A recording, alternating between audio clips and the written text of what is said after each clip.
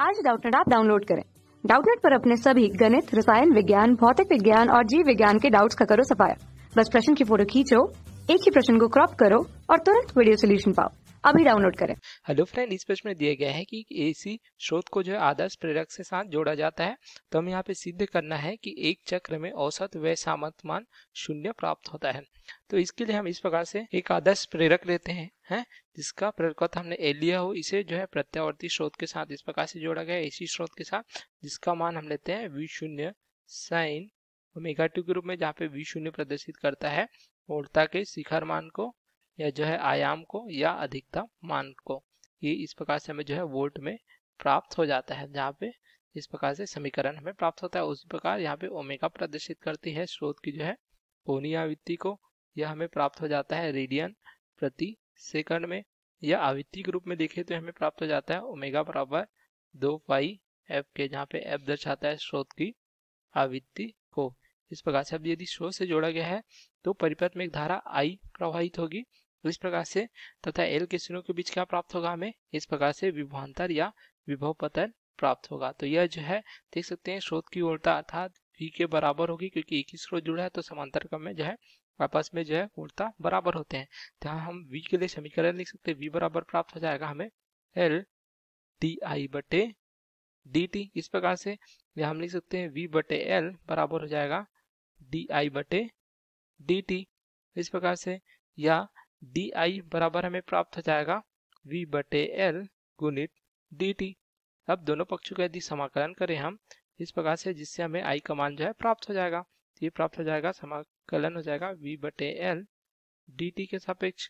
इस प्रकार से अब V का मान यहाँ पे रख देंगे तो di का जो है समाकलन I प्राप्त होगा।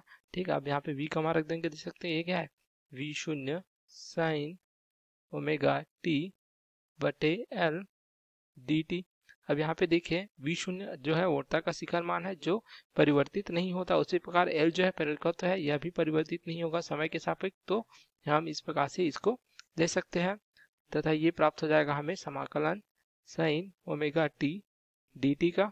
इस प्रकार से अब यदि हम समाकलन करेंगे तो I बराबर प्राप्त होगा V0 बटे L, तथा साइन का जो है ω t का समाकलन क्या प्राप्त होता है हमें, ये प्राप्त हो जाता है ऋण cos ω t, तथा t के सापेक्ष कर रहे हैं इसलिए हमें प्राप्त हो जाएगा बटे ओमेगा। इस प्रकार से यह हम लिख सकते हैं I बराबर V0 ऋण हो जाएगा ऋणात्मक मान ओमेगा गुणित L cos ω t को क्या लिख सकते हैं हम, ये लिख सकते हैं साइन पाई बटे 2 ऋण ω t। इस प्रकार से भी लिख सकते हैं, या I बराबर V0 बटे ओमेगा L को हम XL के रूप में प्रदर्शित करते हैं। तो हमें जो है ऋणात्मक मान अंदर हम गुना करेंगे तो प्राप्त होगा साइन, ये हो जाएगा ω t ऋण पाई बटे 2।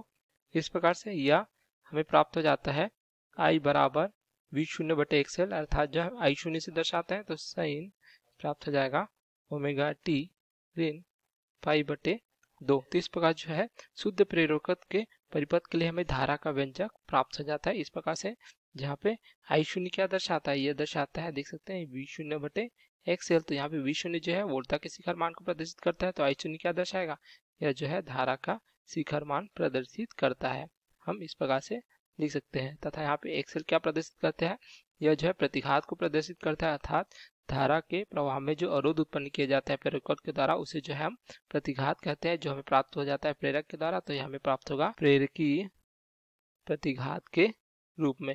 तो हम इस प्रकार से देख सकते हैं, जिसके लिए हमें क्या सूत्र प्राप्त हो जाएगा, XL बराबर प्राप्त होगा, देख सकते हैं यह जो है ओमेगा L के बराबर होगा।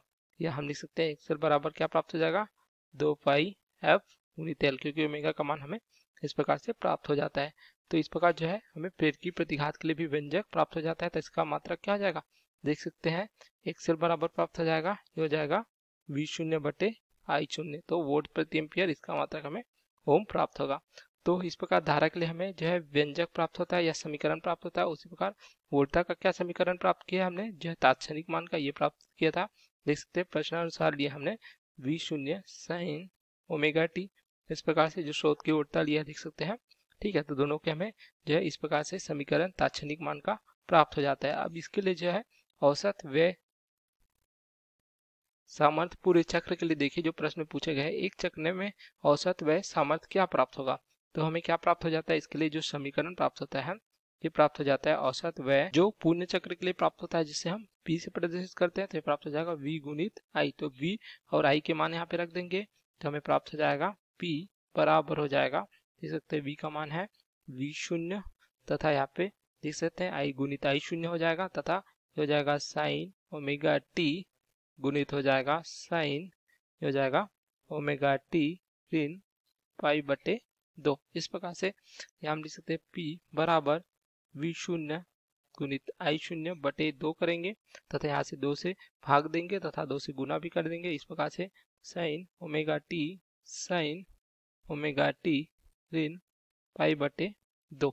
इस प्रकार से अब यहाँ पे हम देख सकते हैं 2 साइन A 2 गुणित 2 साइन B हम इस प्रकार से अगर उपयोग करें तो इसके लिए हम सूत्र क्या लिख सकते हैं, हमें पता है ये प्राप्त हो जाता है 2 साइन A साइन B बराबर हमें प्राप्त हो जाता है cos A ऋण B ऋण cos A धन B, जहाँ पे A का मान हमें ओमेगा टी लिया है तथा जो है B का मान देख सकते हैं ओमेगा टी ऋण π/2 लिया है।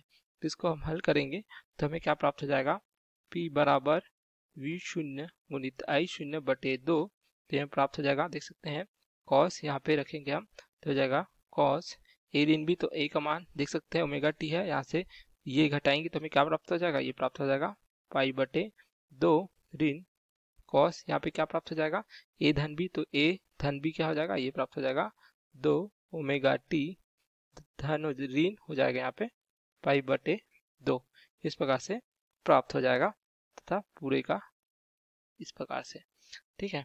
अब देखिए यहाँ पे अगर पूर्ण चक्र के लिए देखें तो हमें क्या प्राप्त हो जाता है, जो 2 ओमेगा टी है इस प्रकार से लिख सकते हैं पूर्ण चक्र के लिए cos 2 ओमेगा टी ऋण π/2 इसका मान क्या प्राप्त हो जाएगा, हमें ये जो है 0 प्राप्त हो जाता है, या π/2 की जगह याद है यदि यहाँ पे जो है इस प्रकार से अगर 5 भी होता तो हमें इसका मान जो है 0 प्राप्त होता है, तो यह मान हमें 0 प्राप्त हो जाएगा। तो हम क्या लिख सकते हैं, लिख सकते हैं P बराबर प्राप्त हो जाएगा V0 गुणित I0/2 तथा ये हो जाएगा cos π/2 इस प्रकार से।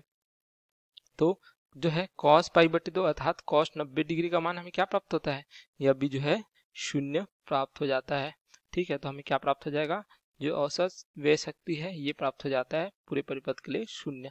तो ये हमें शुद्ध प्रेरकत्व के लिए जो है पूर्ण चक्र के लिए औसत व्यय सामर्थ्य या शक्ति का मान क्या प्राप्त होता है, 0 प्राप्त होता है। तो यही हमें प्रश्न में पूछा गया था, देख सकते हैं कि एक चक्र में औसत व्यय सामर्थ्य क्या होगा, 0 होगा।